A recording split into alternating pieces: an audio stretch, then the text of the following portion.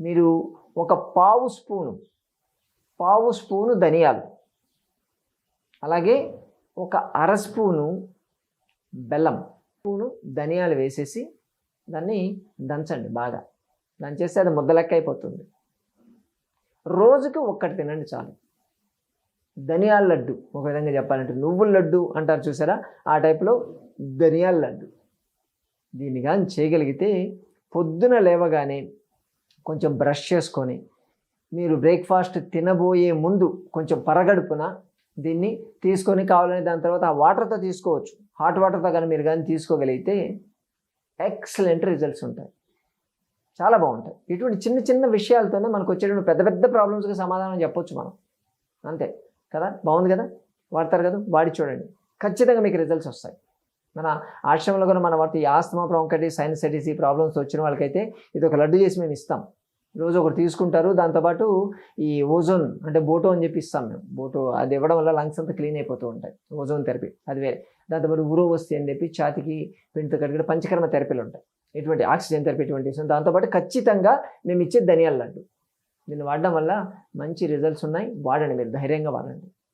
దీన్ని తీసుకోవడం వల్ల ఫస్ట్ ఆఫ్ ఆల్ మనకు ఎముకలు దృఢంగా తయారవుతాయి, కండరాలు గట్టిగా తయారవుతాయి, నర్వస్ సిస్టమ్ యాక్టివ్గా ఉంటుంది. అంటే న్యూరో ట్రాన్స్మిటర్ వ్యవస్థ అంటారు, అంటే సమాచారాన్ని చేరవేసేటువంటి వ్యవస్థ చాలా ప్రభావవంతంగా పనిచేస్తుందంట దీన్ని తీసుకోవడం వల్ల. అలాగే మీ బోన్స్కి కావాల్సినటువంటి కాల్షియం దొరుకుతుంది. మీ దంతాలు, చిగుళ్ళకి సంబంధించినటువంటి ప్రాబ్లం చాలా వరకు తగ్గుతాయి. ఈ వాపులు, చిగుళ్ళ వాపులు రావడం, అలాగే రక్తం కారడం, అలాగే రూట్ కెనాల్ దాకా వెళ్ళేటువంటి పరిస్థితి, పుచ్చులు అంటారు చూసారా, ఇటువంటి ప్రాబ్లం, గార పట్టడము, క్యాలస్ ఫార్మేషన్, ఇటువంటివి ఏవి జరగకుండా చూస్తుంది. మౌత్కి సంబంధించినటువంటి హైజీన్ ప్రాపర్గా ఉండేటట్టు చేస్తుంది. అలాగే రక్తహీనత ప్రాబ్లం రాకుండా చూస్తుంది.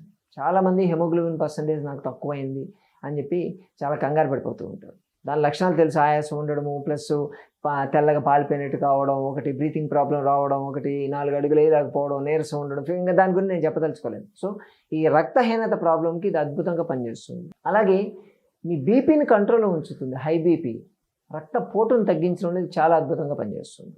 ఇంకా ముఖ్యంగా ఇండైజెషన్, కాన్స్టిపేషన్, అసిడిటీ, ఈ పైల్స్, హెమరాయిడ్స్, జీర్ణ సంబంధమైనటువంటి వ్యాధులకు కూడా ఇది బాగా పనిచేస్తుంది.